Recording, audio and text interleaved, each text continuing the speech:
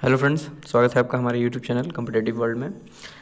तो air force group C civilian 2021 के exams को लेकर ट्रेड रिलेटेड क्वेश्चंस की एक सीरीज़ चल रही है हमारे चैनल पे, जो कि आपको सुपरिटेंडेंट स्टोर और स्टोर कीपर के लिए काफ़ी हद तक इम्पॉर्टेंट है, बहुत ज़्यादा इम्पॉर्टेंट है। तो मेरे समझ से मैंने 3 सेट को अपलोड कर रखा है इंग्लिश में, और ये 4th होगा, जिसमें आपको 20 क्वेश्चन पर सेट आपको मिले। 60 क्वेश्चंस ऑलरेडी अपलोडेड हैं, और इस वीडियो में भी वही आपको 20 क्वेश्चंस देखने को मिलेंगे। तो वीडियो को एंड तक ज़रूर देखें, सारे क्वेश्चन बहुत इंपॉर्टेंट हैं। कभी भी किसी भी पेपर में, कहीं के भी पेपर में पूछे जा सकते हैं। अभी काफ़ी जगहों पे एग्ज़ाम हो गया और काफ़ी जगह पे एग्ज़ाम होना है, तो वीडियो के साथ एंड तक बने रहें। ये जो सेट होगा ये आपका पूरी तरह से इंग्लिश क्वेश्चंस हैं। सेट नंबर 4 यहाँ मैंने लिख रखा है इन इंग्लिश, ताकि जो हिंदी वाले कैंडिडेट्स हैं वो इस वीडियो को अनयूजुअली ना ओपन करें, क्योंकि इसमें इंग्लिश का ही कंटेंट मिलेगा, हिंदी का नहीं मिलेगा। हिंदी का मैंने 4 सेट अपलोड कर रखा है, उसमें आपको 100 क्वेश्चंस हैं। हिंदी वाले कैंडिडेट्स प्लेलिस्ट से जाके वो क्वेश्चंस भी देख सकते हैं। साथ ही में इसका 4 सेट है, ये 4th सेट होगा। 3 सेट मैंने ऑलरेडी अपलोड कर रखा है, तो चैनल पे जो न्यू हैं, जिनको नहीं पता है कि ऑलरेडी सेट्स अपलोडेड हैं, वो जाके एक बार प्लेलिस्ट विजिट कर लें। एयरफोर्स ग्रुप सी सिविलियन के नाम से एक प्लेलिस्ट बना हुआ है, उसमें अप्रॉक्स 16 वीडियोज़ हैं। कुछ कॉन्सेप्ट्स, कुछ क्वेश्चंस एंड कुछ एग्ज़ाम रिव्यूज़ को लेके हैं वीडियो। तो फाइनली जब सारे सेट्स अपलोड हो जाएंगे तो मैं प्लेलिस्ट को अलग अलग कर दूंगा, क्वेश्चन और रिव्यूज़ वाले अलग अलग कर दूंगा, तो जिससे आपको आसानी होगी। अभी एक ही प्लेलिस्ट में एडेड है सारे, तो आप वहां से जाके विज़िट कर सकते हो, देख सकते हो वीडियो। ठीक है, तो इस सेट में भी हमारे 20 क्वेश्चंस होंगे। और कल भी पेपर था आपका अवादी में, अवादी और बेंगलुरु में भी कल पेपर था, स्टोर सुपरिटेंडेंट का अवादी में भी था। तो एक दो बच्चे ने रिव्यू शेयर किया है, तो अवादी का तो है मेरे पास, तो सोच रहा हूँ कि दोनों वीडियो में एक ही वीडियो में दोनों का कर दूं। तो अवादी का है, और जो बेंगलुरु वाले जो कैंडिडेट थे उन्होंने मैसेज तो किया कि सर मेरा एग्ज़ाम था, बट वो अभी तक क्वेश्चन शेयर नहीं कर पाए। बस उन्होंने कुछ कुछ बताया, क्योंकि उन्होंने रीज़न बताया वो ट्रैवलिंग में है, जर्नी में थे। तो ट्रैवलिंग कंप्लीट करने के बाद मे बी वो क्वेश्चन भेजें, तो उसके बाद मैं वीडियो अपलोड कर दूंगा अगर क्वेश्चंस अवेलेबल होते हैं तो इस वीडियो के साथ बने रहें। और जिन्होंने चैनल को सब्सक्राइब नहीं किया है अभी तक, वो चैनल को प्लीज़ सब्सक्राइब कर लें। ठीक है, चलते हैं अपने वीडियो की तरफ।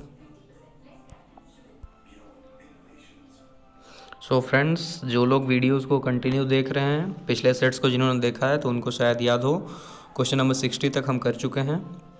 आज फिर से एक बार क्वेश्चन नंबर 60 में रिपीट कर देता हूँ, इसके बाद हम 61 to 80 देखेंगे।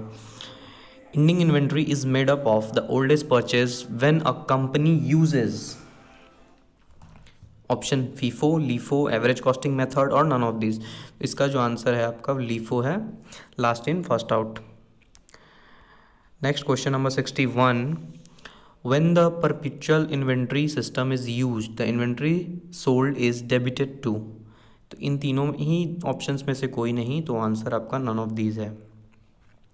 Question number 62, when the perpetual inventory system is used the inventory sold is debited to. Same question है, बट यहाँ आप देखो ऑप्शंस में डिफरेंस है। ठीक है,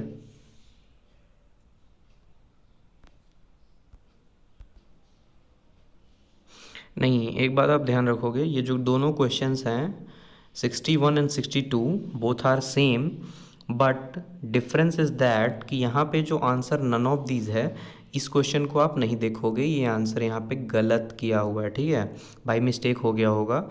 तो ऑप्शन नंबर सी जो है वो करेक्ट आंसर होगा, जो कि आपको 62 में मिल जाएगा। सेम क्वेश्चंस हैं, बस आंसर आपका यहाँ पे नन ऑफ दी, इस सी होना चाहिए था, नन ऑफ दीज हो गया है। ठीक है, तो इस क्वेश्चन को आप ध्यान नहीं देंगे। अगर आप वीडियो देख रहे हैं 60 नंबर क्वेश्चन पे आप ध्यान नहीं देंगे, या तो आप आंसर को सी समझेंगे। बोथ क्वेश्चंस आर सेम, बस यहाँ भी सी होगा और यहाँ भी सी होगा। ठीक है, next question number 63, when a physical inventory usually taken at the end of the company fiscal year।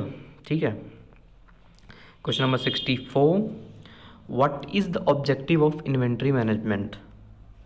तो इसका कोई ऑप्शन नहीं है, इसको आपको एक फुल्ली आंसर लिखा हुआ है, आपको अगर एग्ज़ाम में क्वेश्चंस आते हैं तो आप उस ऑप्शंस इसको आप इस लाइन को जो आंसर में लिखा हुआ है उसको ध्यान रखेंगे, उससे रिलेटेड जो ऑप्शन आपको मिलेगा आप उसको टिक कर सकते हो। तो आंसर क्या है? The objective of inventory management is provide the desired level of customer service to allow cost efficient operations and to minimise the inventory investment.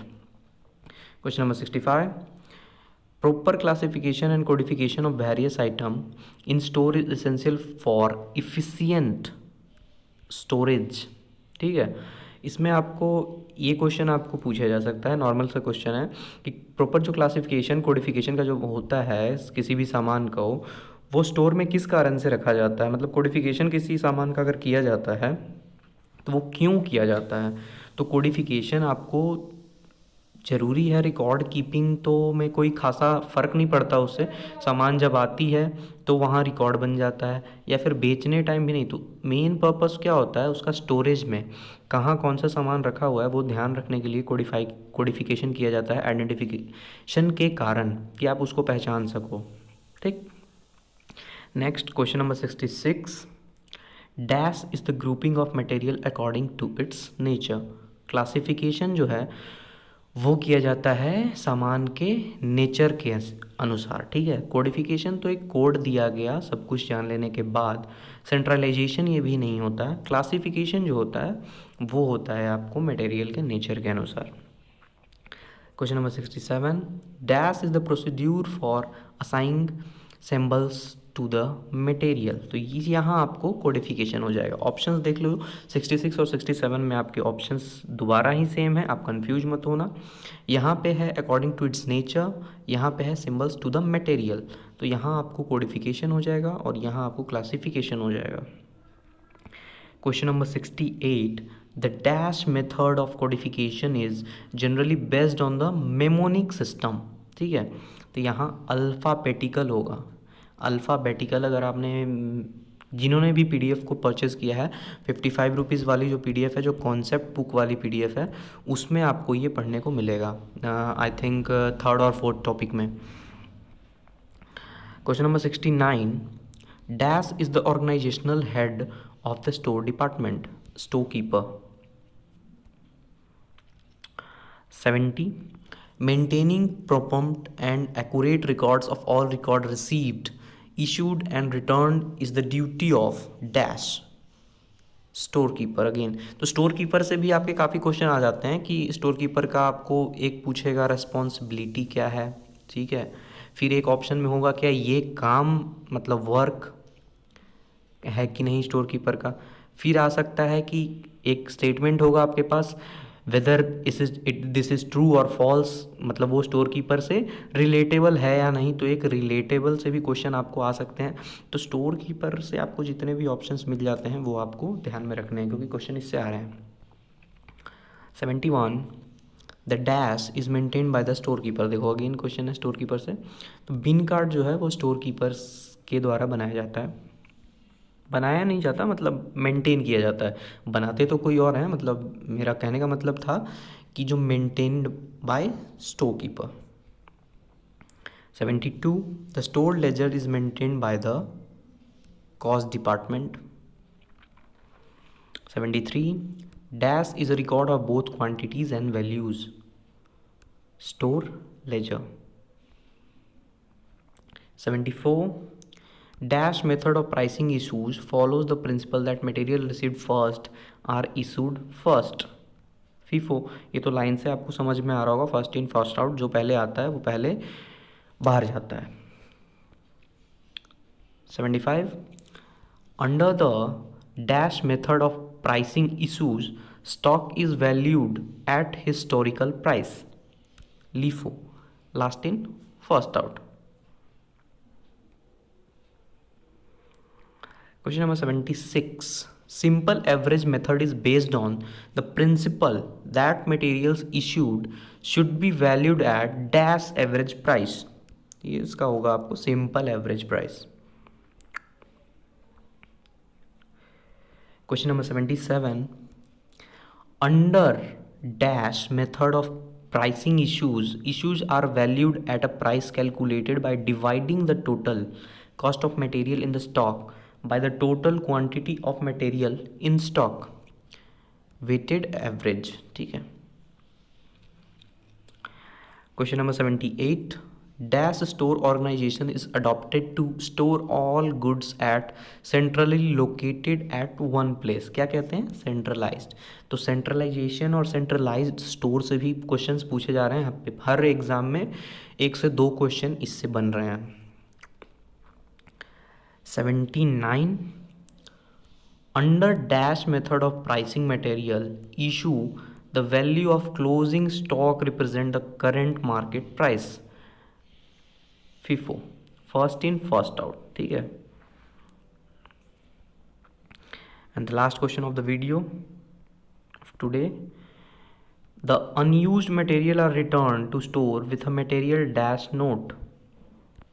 Return, the unused material are return to stores with a material.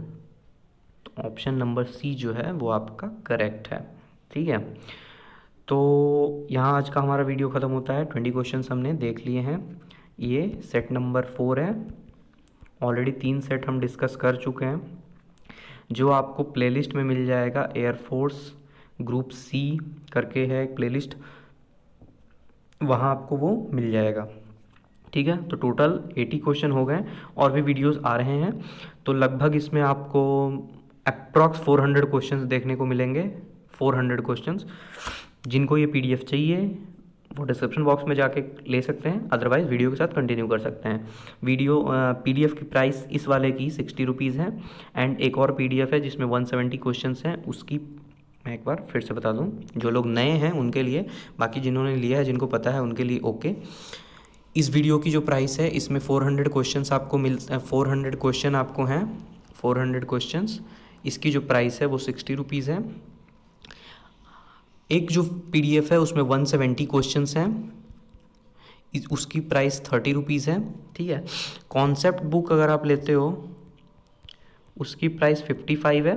और ये तीनों मैं English का बता रहा हूँ। ठीक है। हिंदी में अगर ये आप लेते हो, अगर आपको हिंदी चाहिए तो हिंदी में भी आपको 100 क्वेश्चंस अवेलेबल हैं, वो आपको 30 के साथ ही विथ इसके मिल जाएगा। अगर आप तीनों लेते हो तो 135 है। अगर आप बस ये 2 क्वेश्चंस लेते हो तो टोटल 90 होता है आपको। बोथ अगर लेते हो तो 80 मिल जाएगा। तो आप मुझे अगर मैसेज करते हो तो मैं आपको ये सब सारी चीज़ एक बार बता देता हूँ, उसके बाद फिर आप जैसा डिसाइड करते हो उसके बाद आगे बढ़ता है प्रोसेस। ठीक है। तो जो लोग नए हैं वीडियो पे, ये उनके लिए था। बाकी तो जिन लोगों को पता है और वीडियो देख रहे हो तो आप डिस्क्रिप्शन बॉक्स में एक बार चेक कर लेना, वहाँ आपको सब कुछ पता चल जाएगा। चलिए फिर मिलते हैं हम अपने नेक्स्ट वीडियो में। मे बी वो वीडियो एनालिसिस या रिव्यू का होगा, या फिर हम सेट 5 देखेंगे। ठीक है।